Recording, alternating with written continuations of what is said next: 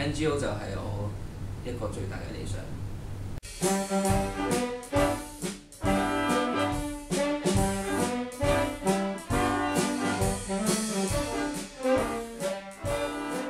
即係自己成立一個真係屬於自己嘅，係自己打理嘅，大家係一個好融洽嘅氣氛去玩音樂，去學音樂。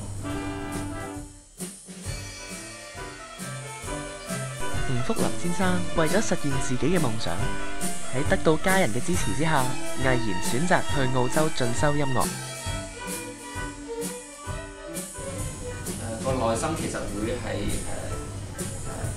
寂寞㗎，因為你喺香港，你隨時可以見到屋企人，見到自己最親嘅朋友，但係去到嗰邊，你成日都要自己一個。你讀音樂嘅都知道，練嘢咧係一定要自己一個，所以呢條路係最辛苦嘅咯。即係有陣時我朝頭早當冇堂咁樣計，我朝頭早9點零10點我就食完早餐我就翻學校，一直練到佢夜晚嘅8點幾9點好似，即係成個音樂學院都差唔多冇晒人，翻學個個都喺度練，咁練咗12個鐘，為咩啫？即係其實都係為咗唔想辜負屋企對我嘅付出，即係想自己係可以，既然你都外國啦，咁點解學多啲爭取到自己？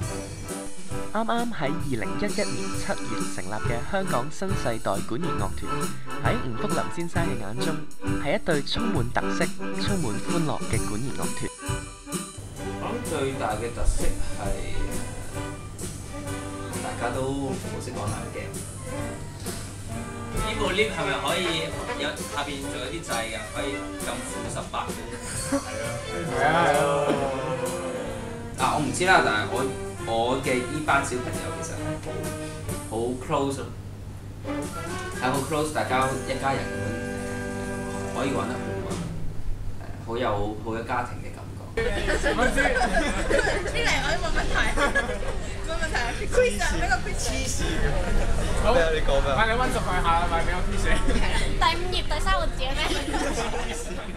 另外喺音樂方面，我會覺得我哋玩嘅嘢係比較大眾化啲。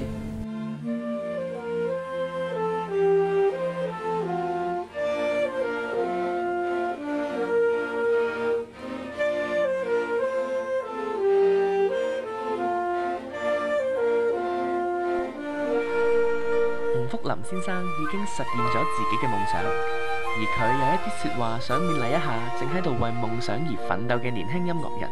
或者係一啲未係太過成熟嘅音樂人啦，應該話會有一個通病，就係固步自封，太過自以為自己有嘢，就唔去再做任何嘅突破，即係我哋所謂嘅食老本其實咁樣唔好咯，即係你譬如你學電吉他。你彈得好好，但係你又唔去面對現實，就係話如果你要出去教人，或者你更加理解音樂嘅話，你要識得 music theory。即係有陣時佢淨係知道啲基本嘅吉他嘢，你彈到出嚟好聽，但係你解釋唔到俾人聽，都唔知道當中嘅理論，你冇得再繼續演進落去，演變到你自己嗰個技巧更加好啦，個認識更加好啦，咁你個 performance 你永遠就係停落去嗰個 level 啦，而你教人嗰個質素亦都停落去嗰個 level。咁所以虛心學習好緊要，音樂呢個語言係永遠都學唔晒，所以學完一樣你覺得 OK 啦，你應該學第二樣。只要願意堅持落去，願意付出，你都一樣可以實現自己嘅夢想。努力拼搏，亦都正係香港人嘅精神。